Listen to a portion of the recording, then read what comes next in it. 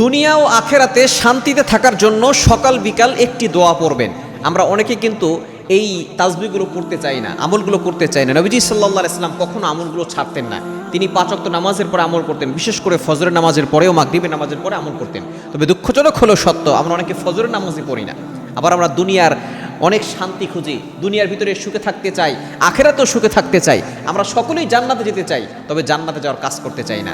এমন একটা দোয়া আছে, একটা আমল আছে, যে আমলটা যদি আপনি ফজরের নামাজের পরে 3 বার পড়তে পারেন, মাগরিবের পরে 3 বার পড়তে পারেন, আল্লাহ তাআলা দুনিয়া ও আখেরাতে উভয় জগতে আপনাকে শান্তির ব্যবস্থা করে দিবেন। এটা নবী সাল্লাল্লাহু আলাইহি ওয়াসাল্লাম নিজে আমলটা করতেন এবং সাহাবায়ে কেরামদেরকে আমলটা শিখিয়ে দিয়েছেন। অবশ্যই ফজরের নামাজ পড়বেন।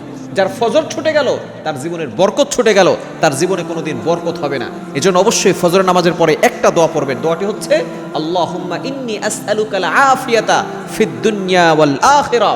আল্লাহুম্মা ইন্নী আসআলুকাল আফিয়াতা ফিদ দুনিয়া ওয়াল আখিরা। আপনি আল্লাহর কাছে যাচ্ছেন, আল্লাহ দুনিয়া এবং আখিরাত উভয় জগতে আপনার কাছ থেকে আমি সুস্থতা এবং শান্তি, আপনার কাছে নিরাপত্তা চাচ্ছি।